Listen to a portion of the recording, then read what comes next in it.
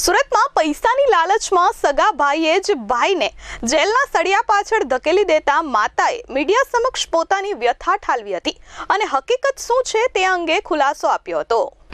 કહેવત છે કે જર, જમીન અને જોરું ત્રણેય કજિયાના છોરું।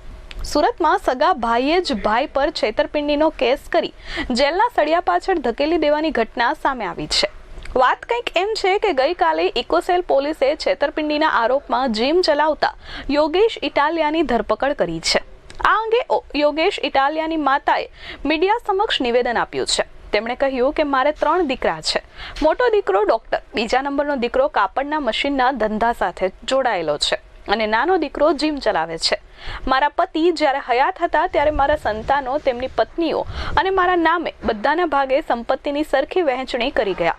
મારા પતિના અવસાન બાદ મારા બંને મોટા દીકરાઓ બધો ઘરનો વહીવટ અને ધંધાનો વહીવટ સંભાળતા હતા। વિશ્વાસ અને સમજદારીથી ત્રણેય પરિવાર અને હું સાથે જ રહેતા હતા। ત્યારબાદ થોડા મહિનાઓ પહેલા મોટા 2 ભાઈઓને સંપત્તિ અને ધંધાઓ હડપી લેવાનો વિચાર આવ્યો અને મને અને મારા નાના દીકરાની સંપત્તિ લઈ લીધી હતી અને અમને અલગ કરી દીધા હતા। હું હાલ મારા નાના દીકરા સાથે રહું છું। મેં મારી સંપત્તિ પાછી માંગી તો મને દીકરાઓ અને તેમની વહુઓ કટુ વેણ કહેવા લાગ્યા હતા। આ દરમિયાન તેમને મારા નાના દીકરા યોગેશ પર ખોટી છેતરપિંડીની ફરિયાદ દાખલ કરાવી તેની ધરપકડ કરાવી દીધી છે। મોટા દીકરાએ અમારી સાથે વિશ્વાસઘાત કર્યો છે અને સંપત્તિ અને પૈસાની લાલચમાં સગા ભાઈને જેલમાં મોકલ્યો છે। મારી પોલીસ પાસે એટલી જ માંગ છે કે મને અને મારા નાના દીકરાને ન્યાય આપે।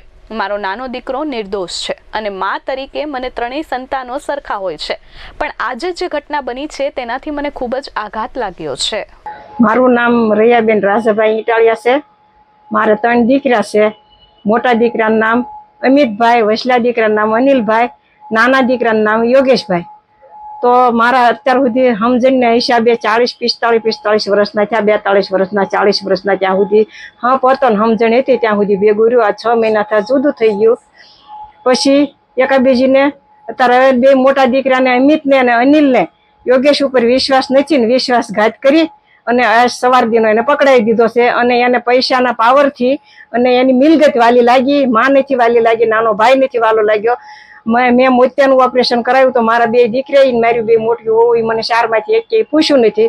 તો આ ડોશીની તો હું અધોગતિ એમ, ડોશી તો જાણી 3 પથરા મોટા કર્યા છે ને એવું લાગે ને। તો મને કાંઈક થાય, મારા દીકરાને પકડાવી લીધો છે આજ, તો મને કે એના બાયડી છોકરાને કાંઈક થશે તો જવાબદારી અમિતની ને અનિલની રહેશે અને માની જવાબદારી એની રહેશે। અને માને ભરણ પોષણ કરવાનો સમય આવ્યો તારે ખસી ગયા અને કેમ માને બોલાવતા નથી એમ, માએ એને કઈ રીતે મોટા કર્યા છે અને હવે એને કાંઈ દેવું જ નથી મારા નાના દીકરાને। મારા નાના દીકરાએ ઓલો આપણે રામો રાખેલો કામ કર્યું હોય, ઈ જાતનું કામ કર્યું છે, તો અત્યારે એમ કે છે કે કાંઈ નથી કર્યું અને નથી દેવું, તો એને આ સવાર દીનો પકડાવી લીધો છે। સવારે 6:30 થી 6:45 સુધીમાં લઈ ગયા છે। તો મને કાંઈક થઈ જાય કે એને કાંઈક થઈ જાય તો જવાબદારી 2 મોટા ભાઈની અમિતની અને અનિલની રહેશે। 2 મોટા દીકરાએ કાવતરું કર્યું અને મારા નાના દીકરાને કાંઈ દેવું નહોતું અને આ વહેલી સવારે એને પકડાવી લીધો છે અને મોટા દીકરાને 2 ને અમિતને અને અનિલને મિલગત વાલી લાગી છે અને ભાઈ નથી વાલો લાગ્યો। અને આવું કાવતરું તો આજ સવારે થયું અને અમે તો કેદુના કહેતા જ થા જે માપે હોય જે હરખું કરી નાખો, તો એની કઈ હરખું કર્યું નહીં અને હવે અત્યારે એને લાલચ થઈ છે પૈસાની અને મિલગતની, એટલે એને દેવું નથી કાંઈ નાના દીકરાને। મોટો દીકરો સૌથી છે એ કાપડની ફેક્ટરી ચલાવે છે અને વસલો દીકરો છે એ એમડી ડોક્ટર છે, એ 3 હોસ્પિટલ ચલાવે છે, Italiya hospital multispecialty. Bureau report S24 news, Surat.